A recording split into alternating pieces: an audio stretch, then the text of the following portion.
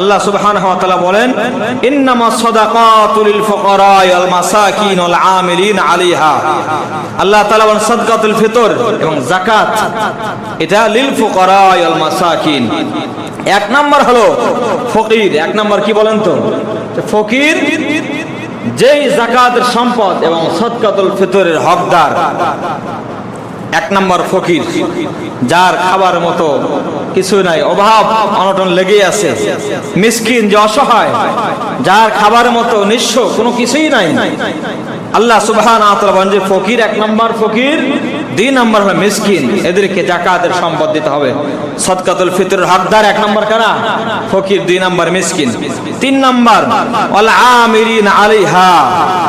যাকাতের সম্পদ উত্তোলন করার জন্য, এটা সম্পদটা মানুষদের কাছ থেকে গ্রহণ করার জন্য আগের জামানায় ছিল, এটা ইসলামের প্রাথমিক জামানায় ছিল যে কিছু লোক নির্ধারণ করা হতো, নির্দিষ্ট করা হতো। নির্ধারণ করার পরে বলা হতো, তুমি এলাকার ভিতর থেকে যত ধনাঢ্য মানুষ, ধনী মানুষ আছে, যাদের উপর যাকাত ওয়াজিব, এই সম্পদগুলো তাদের থেকে উসুল করে নিয়ে এসে এরপরে সেখান থেকে গরিব দুঃখী মানুষদেরকে সেই হক, সেই যাকাতের সম্পদটা তাদের বুঝিয়ে দেওয়া হতো। তো যে মানুষকে নির্ধারণ করা হতো কিতাবের ভিতরে, সে তাকে বলা হয়েছে আমিলিন আলাইহা, অর্থাৎ যাকাতের সম্পদ উত্তোলন করার জন্য লোক নির্ধারণ করা হচ্ছিল, এমন লোককে যাকাত দিতে হবে।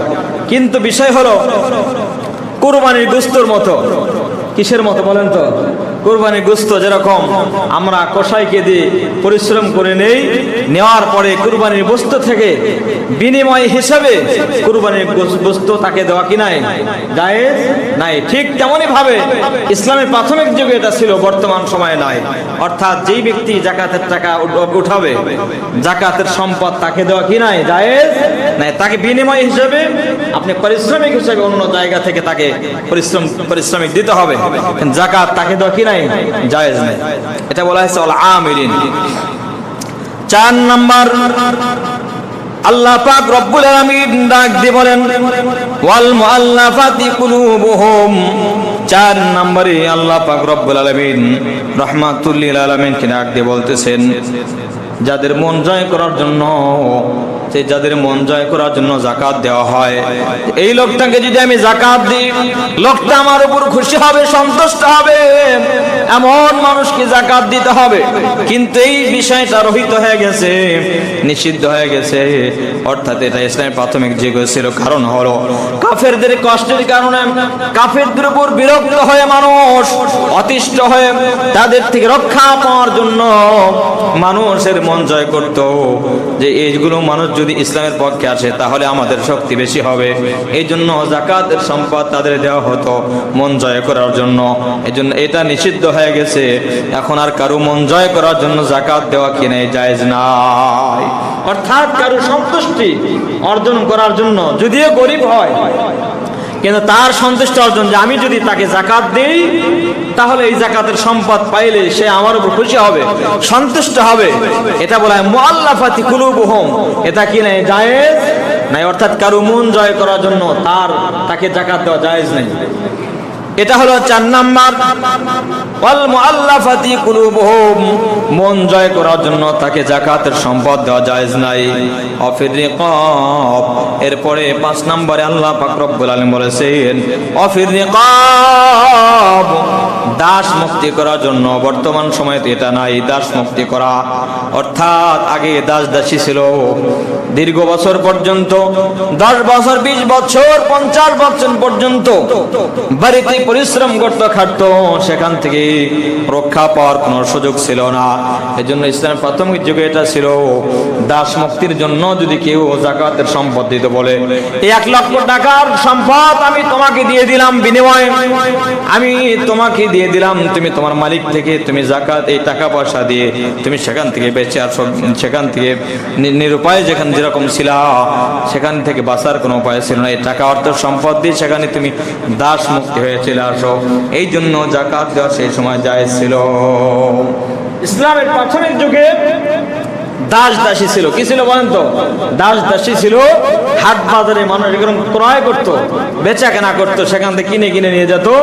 যাওয়ার পর যতদিন পর্যন্ত তাকে মুক্তি না দিত ততদিন পর্যন্ত সে তার মালিকের কাছে গোলাম হয়ে থাকতো। কি হয়ে থাকতো বলেন তো? তার গোলামিও করত, সেখানেই থাকতো বছরকে বছর।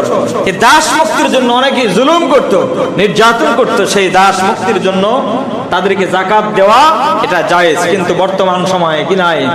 আওয়াজ করবেন, কি নাই? জায়েজ নাই। তবে হ্যাঁ, মাসালা আছে, ফতোয়ায়ে স্বামীর ভিতরে আসছে, কেউ যে জেলখানায় যায়, বন্দী হয়ে গেছে, অর্থ সম্পদ আছে, কিন্তু জেলখানায় বেচারাটা নিরুপায় অসহায়ের মতো করে থাকে, কথা বলেন ঠিক কিনা?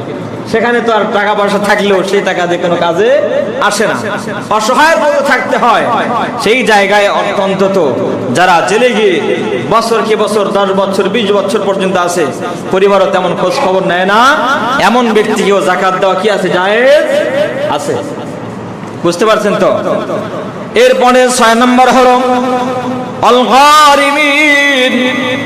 6 নম্বরে আল্লাহ পাক রব্বুল আলামিন ডাক দিয়ে বলতেছেন, ঋণগ্রস্ত লোকেরা, তাদেরকে যাকাত দেওয়া জায়েজ আছে। অর্থাৎ ঋণ এমন ঋণ হয়ে গেছে যে ঋণ থাকা অবস্থায় সে চলতেই পারে না, ফিরতে পারে না, খাবারও পর্যন্ত ঘরে নাই, ঋণ পরিশোধ করার মতো কোনো ব্যবস্থা নেই। যদিও ঘর আছে, বাড়ি আছে, কিন্তু লোকটা 10 লাখ 20 লাখ টাকা ঋণ হয়ে গেছে। এমন সময় ওই ব্যক্তির যেহেতু আয়ের কোনো উৎস নাই, এরকম সময় লোককে যাকাতের সম্পদ দেওয়া জায়েজ আছে।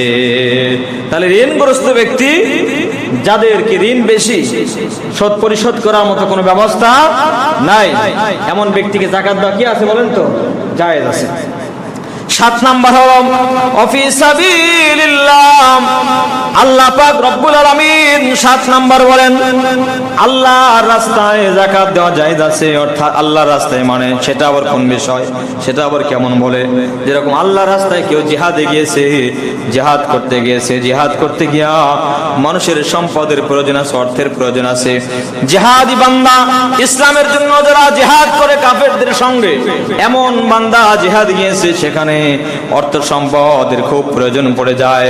এমন ব্যক্তিকে জিহাদে যারা যায়, ইসলামের জন্য যারা জিহাদ করে, তাদেরকেও যাকাত দেওয়া যায়, তাদেরকে যাকাত দিতে হবে।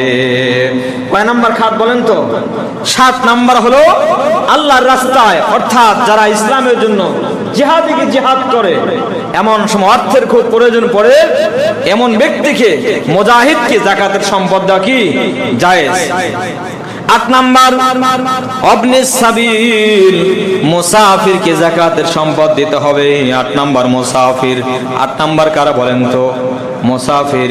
মুসাফির বান্দা যারা ঘর ছাড়ছে, বাড়ি ছাড়ছে, দূর বহু দূর চলে গেছে, এমন স্থানে গিয়ে বিপদগ্রস্ত, কিন্তু টাকা পয়সা যদিও বাসায় থাকে কিন্তু সেখানে নাই, এমন সময় মুসাফিরকে যাকাতের সম্পদ দিতে হবে। মোটামুটি কয়টি খাত বললাম বলেন তো? 8টা। তার ভিতর থেকে একটা কিন্তু রহিত হয়ে গেছে, বাতিল হয়ে গেছে, সেটি হলো মুআল্লাফাতি কুলুবুহুম। 8টা খাদের ভিতরে একটা এটা জায়েজ নাই, সেটি হলো কারো মন জয় করার জন্য, কারো সন্তুষ্টি অর্জন করার জন্য তাকে যাকাত দেওয়া ইসলামে এটা বৈধ নয়। বলে যাকাত দিতে হবে আল্লাহর সন্তুষ্টির জন্য। কার সন্তুষ্টির জন্য?